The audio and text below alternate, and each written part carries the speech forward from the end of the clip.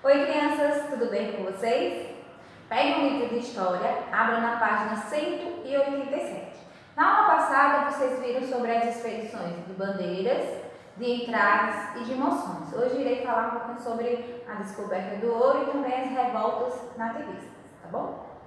Então, gente, o Brasil nos séculos 17 e 18 foi marcado por vários movimentos denominados por alguns de revoltas nativistas. Mas por que receber esse nome, né? Porque era a luta dos nativos, né? Que eram os nativos do Brasil. E eles lutavam contra quem? Lutavam contra os estrangeiros e também contra o domínio português. Agora, o ouro das Gerais. Desde os princípios da colonização portuguesa, né, eles vinham aqui para as terras do Brasil à procura de quê? À procura de ouro, né? E no final do século XVII, né, os bandeirantes paulistas, eles encontraram jazidas de metais preciosos no interior de uma região a qual passaria a se chamar de Minas Gerais. Além do ouro, foram encontrados também, né, nessa região, diamantes. E a partir do século XVIII, as Gerais, né, tornou-se a região mais importante da colônia portuguesa. Diferente da zona do açúcar, né, com poucas e pequenas cidades, Minas Gerais era uma região altamente urbanizada, com a fundação de diversas vilas, como a de Mariana, Sabará, São João de Del Rey e Vila Rica. Agora, a revolta de Becker. Então, gente, a falta de mão de obra na lavoura de açúcar, né, e também a decorrência do fim de escravidão defendida pelos jesuítas e determinada pela coroa portuguesa, e também a insatisfação dos colonos maranhenses com a Companhia de Comércio do Maranhão, que comprava os produtos da região por preços baixíssimos e os revendia a Portugal por preços elevados, enquanto vendidos na colônia eram muito caros e de péssima qualidade. Isso fez com que gerasse, em 1684, a revolta, né, que era liderada pelos irmãos Manuel e Thomas Becker, né, que eram ricos proprietários rurais, que, aproveitando-se da ausência do governador, eles declararam deposto, né, e expulsaram os jesuítas e acabaram com a Companhia do Comércio. Os portugueses, então, né, para se defender dessa revolta, enviou, né, uma frota que prendeu os principais participantes dessa revolta, e acabou que Thomas Beckman morreu enforcado. Então, a partir daí, os jesuítas eles retornaram à região e continuaram o seu trabalho. Agora, a Guerra dos Emboabas. As notícias das descobertas do ouro em Minas Gerais se espalhou pelo Brasil e também pela Europa, e isso fez o quê? Fez com que atraísse, né, muita gente para garimpar naquela região. Os bandeirantes paulistas, né, acostumados a andar e minerar aquelas terras, chegavam os recém-chegados, chamavam os recém-chegados de emboabas, que na língua dos indígenas significa forasteiro, né? Apesar, né, de dizer também que significa aves de pés cobertos de pena, por causa das botas que os portugueses usavam. Então, os paulistas, eles consideravam-se donos da região e se apoderaram das terras, impedindo que outras pessoas explorassem também o ouro, o que, né, ocasionou violentos conflitos entre os paulistas e os emboabas.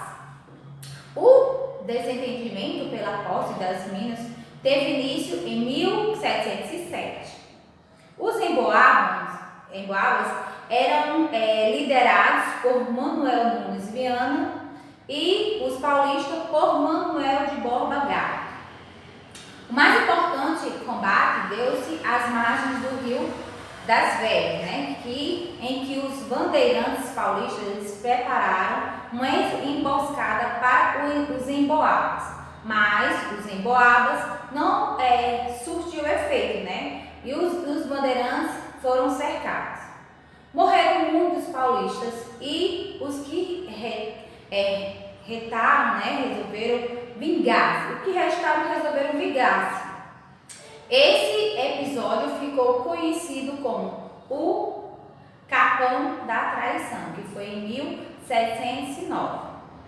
O episódio recebeu esse nome porque os bandeirantes se venderam a Bento do Amaral, que era líder dos emboabas naquela batalha. E Bento jurou pela Santíssima Trindade que não iria fazer nada com os bandeirantes. Mas, quando eles largaram as armas, Bento decretou o massacre de 300 bandeirantes que se venderam. Porém, o novo governador de Rio de Janeiro, Antônio Albuquerque, conseguiu estabelecer paz entre eles. A Guerra dos Mascates. Então, chamou-se, gente, de Guerra de Mascates, um conflito que ocorreu em 1710, né, que era entre os senhores de engenhos de Olinda e os ricos comerciantes que viviam em Recife, né. Então, eles eram chamados pejorativamente de mascates, né, porque quem emprestava dinheiro aos senhores de engenho. Então, esse conflito ele foi gerado por causa do quê? Por causa do endividamento dos senhores de engenho que tinham suas lavouras e tinham sido financiados por os mascates. Só que como o açúcar houve uma queda, né, de preço, uma decadência, então eles não conseguiam pagar as suas dívidas, que eram cobradas com juros altíssimos. E essa situação favoreceu com que os comerciantes, né, os mascates, favoreceu também com o crescimento da cidade do Recife, né? E isso, né, fez com que os mascates, né, as pessoas que moravam em Recife, desejassem a tutela desejasse que Recife se separasse de Olinda e se tornasse uma vila independente, né? E também política e administrativa. Então, desejo este, que foi atendido pelo rei de Portugal, que demarcou os limites entre Olinda e Recife, tornando independentes. Depois disso, Portugal, né, enviou um novo governador que acabou prendendo alguns senhores de engenhos, e aí, a partir disso, houve o que? A paz, né? Eles se acalmaram. E Recife passou a ser a capital, né, da capitania de Pernambuco. Em 1720, aconteceu na Vila Rica, de Minas Gerais, uma revolta que era motivada pelos fatores econômicos, né? Na região de Minas Gerais, o ouro em pó ele era utilizado como se fosse uma moeda corrente. Quando foram criadas casas de fundição em Minas Gerais, a circulação de ouro em pó foi proibida. A criação de casas de fundação foi uma solução que o governo português teve para evitar o contrabando, né, de ouro e obrigar o colono a pagar impostos por tudo o que fosse descoberto.